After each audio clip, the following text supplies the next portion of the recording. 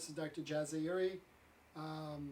Before you see this video, I recommend that you watch the previous video that I posted a few days ago. I think the link would be up here somewhere. This is kind of a part 2 of what I talked about before. And this video is a part 2 for the coronavirus pandemic that's going on. So one of the questions I had is, if you look at India, India is the second most populous country in the world. It has a population of over 1 billion people. It's probably even more crowded than China because it is a smaller country. And as you know, there's a lot of, the living conditions there are not very sanitary. I mean, as you know, the cow is considered sacred, so the cow, does its business on the street. Nobody cleans them up. You see these religious rituals when the people go in the rivers all the time. So there are all these people crammed together, all these animals walking around. But I'm 55 years old. I've never heard of an epidemic or a pandemic even coming out of India. So what is it about China that we keep getting these epidemics or pandemics every few years from essentially that country only? Ebola was an exception, that came from Africa. So one of the theories is, the way these markets are set up, and also the Chinese culture. And I think it's a combination of both. So in the 1970s, the Chinese government, the economy was really bad, and so they were trying to stimulate getting business done for its people. And so they promoted these markets to sell animals so the farmers or the poor people can come and sell these. But I think part of their culture, and again, I'm not trying to disrespect anybody's culture, this is just what they believe. A lot of Chinese people, even people in the high-ranking government, they believe in, for example, eating the chopped up raw testicle of some exotic animal will give them Viagra-like, improvement, for example, or other things, to stay young and healthy. So they do have this belief. And so you had these domestic animals coming into these markets, but then all these exotic animals kind of got thrown in there too. And these markets are huge. They're just absolutely huge. And the way these animals are stored, they are in cages, and they stack them on top of each other. They're not in one line, going across, so they're going up and down. And so you can imagine a poor animal in the bottom. These top animals keep peeing and pooping, and after a while it gets saturated, it drips down and goes to the other animal, and so forth and so forth. And from what I've seen from all the pictures, none of these people selling these animals are wearing gloves. And even if they did, I guess they could change it every day, but then they hand these animals to these people buying them, and they're not wearing gloves. So you can see that if a virus mutates and finds a host, this virus can spread very easily. So can the Chinese government close these markets? Well, they do close them temporarily, and actually they've done a really good job in controlling this coronavirus. They're very aggressive, and I think they're almost done, believe it or not, even though it originated from them. But these markets are $1 billion a year industry. They have a very strong lobbying power, and as I said, people even high-ranking in the Chinese government, they do believe in these remedies, and so they want to keep these exotic animals available. So I don't think they can get rid of them, but I'm hoping that they can somehow make them more sanitary, and that may be difficult to do because of the size and what's going on. So unfortunately, I think we're stuck with these epidemics and pandemics every few years. So that's the theory. However, as I will mention to you, I think there's something more because I'll talk about some other pandemics and where they originated from, and they were way before the 1970s. So now I wanted to talk to you about confounding variables, because that's that's the problem that I see with the reports that we're getting about the coronavirus. So let's say I want to show that a vegetarian diet is unhealthy. And so what I'll do is I'll find 2,000 volunteers. I divide them into two groups, and they're all between 45 and 50 years of age. So that's well designed, that part of it. But none of the people in the non-vegetarian diet group smoke. But everybody that I picked in the vegetarian diet group smokes at least 2 packs a day. Okay? And I don't care about the other, they could all have diseases or what, but I just picked these smokers. And we're going to put them on a vegetarian diet for 20 years, and we're going to follow them. Well, as you can imagine, most of the, let's say 40% of the people in the smoking group die, and only 5% of the people in the non-smoking group who were non-vegetarians die. And so I come with the conclusion, and or that the vegetarian diet is harmful to your health.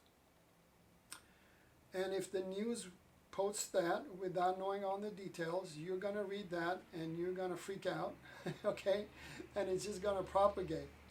And this sounds very stupid to you, but this is what really happens a lot with these headlines.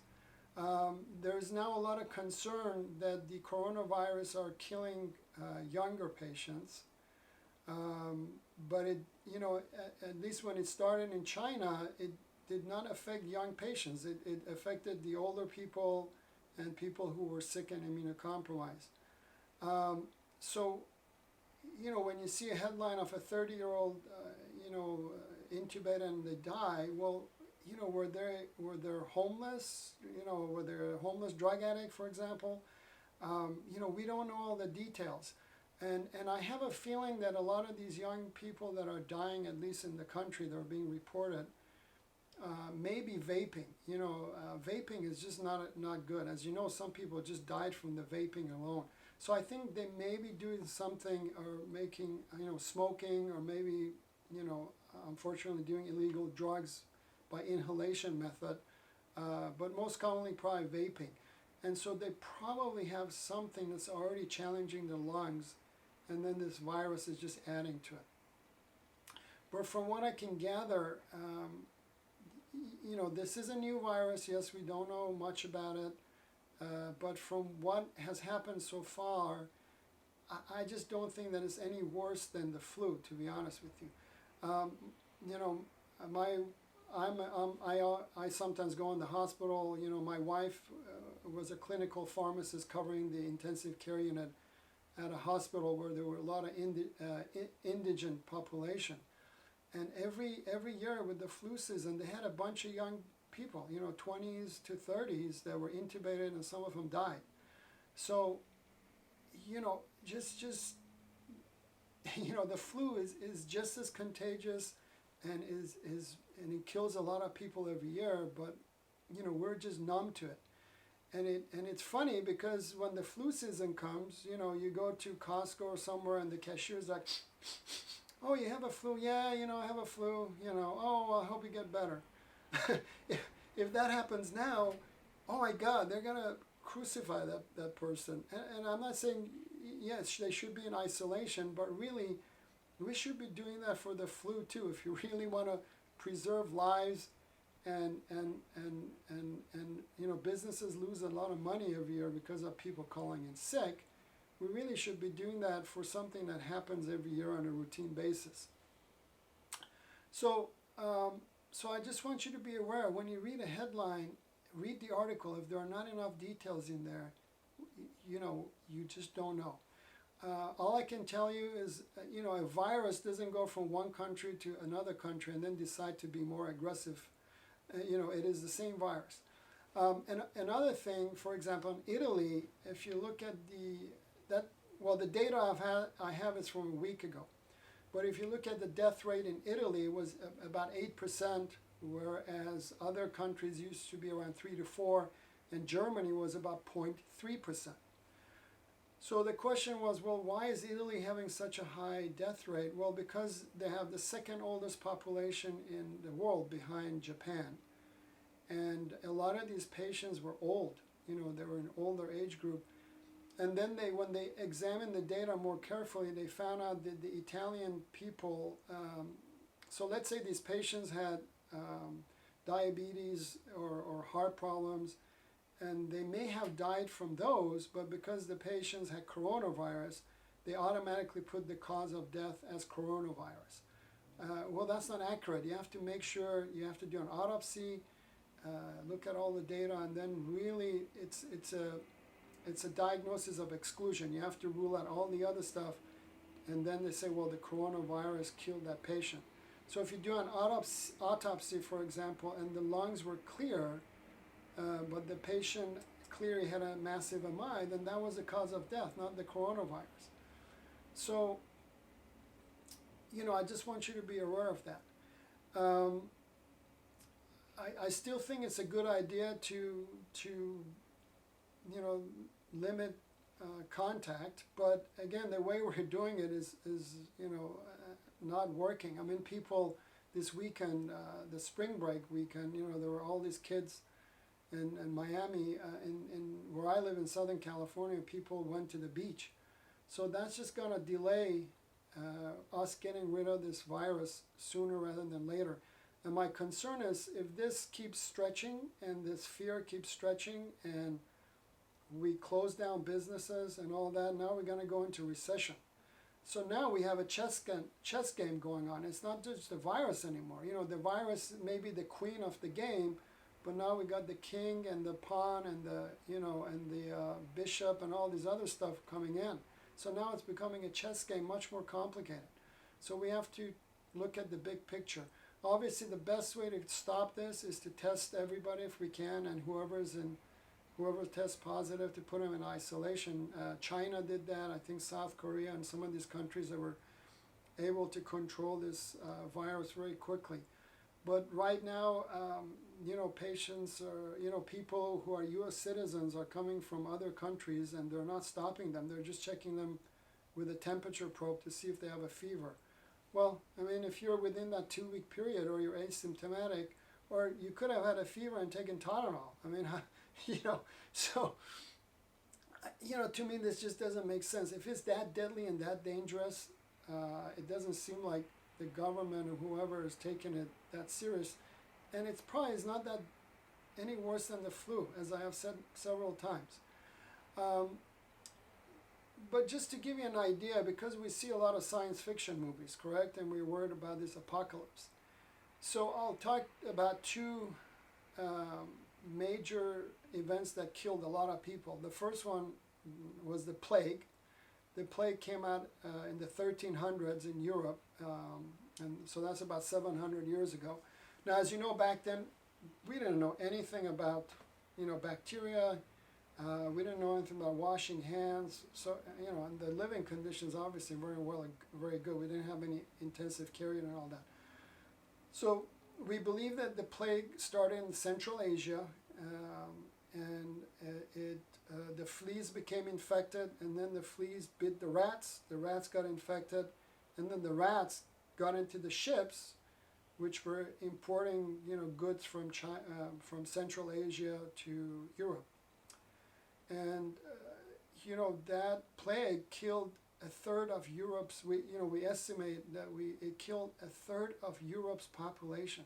That's a lot. But remember, that's the worst case scenario. No antibiotic, no concept of transmission, none of that.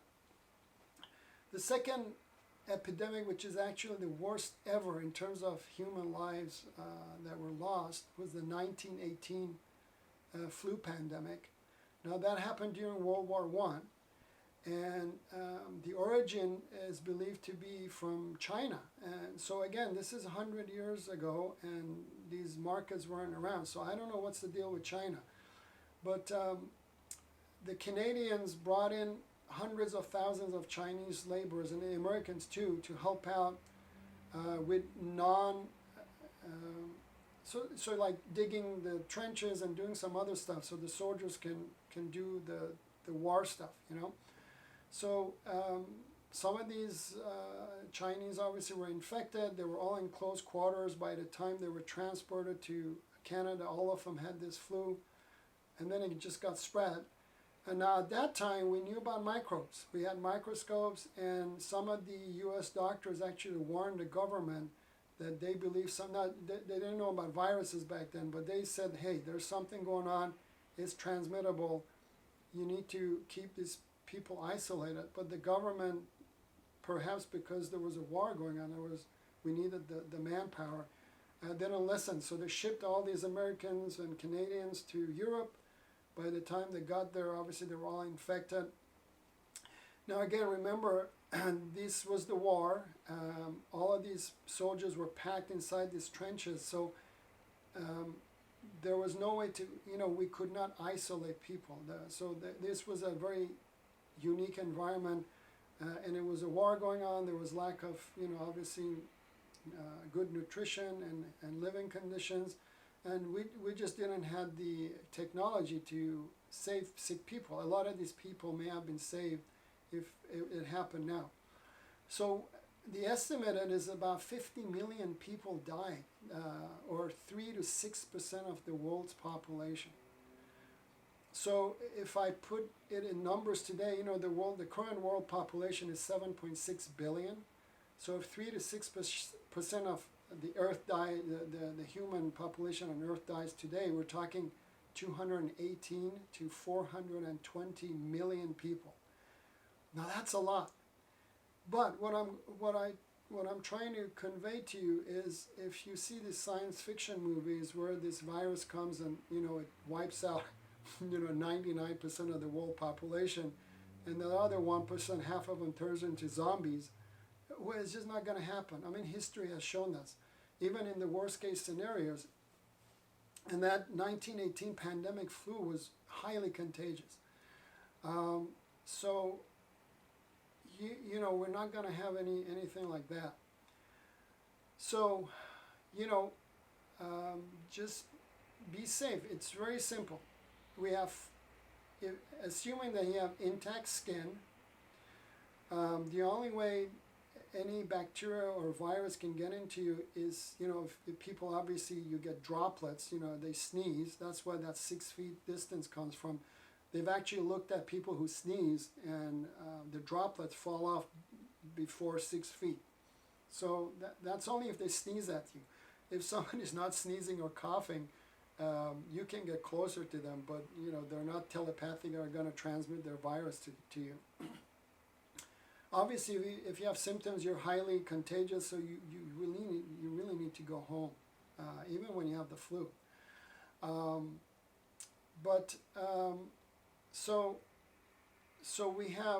only way for these viruses or microbes to get in is through orifices in our bodies. An orifice is an external opening that goes into our body.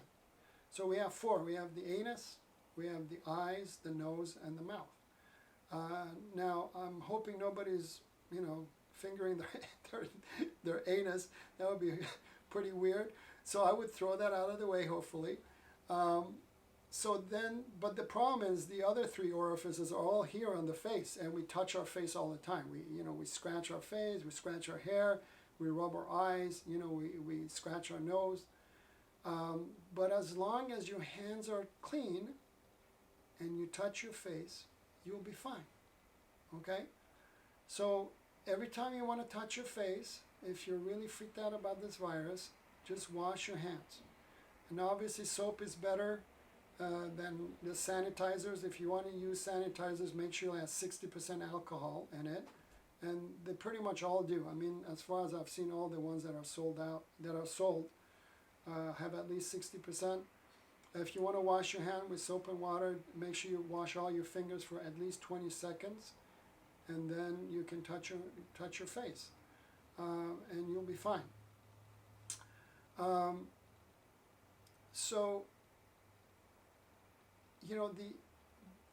Now, the other thing that I wanted to talk to you about is, it's not just the virus itself. I went to Costco on Sunday, and everybody was civilized. Some people had masks, but the mood, you could sense there was tension in there. And I'm telling you, if our government or the media wants to make people snap, they can snap, and I mean snap like riot. People going breaking into homes and stealing stuff, panic. So, I hope the media understands the responsibility they have. I hope the government understands the responsibility they have and kind of think before they open their mouths. We sometimes wonder, well, how did Germany convince its country to allow 6 million people to be killed?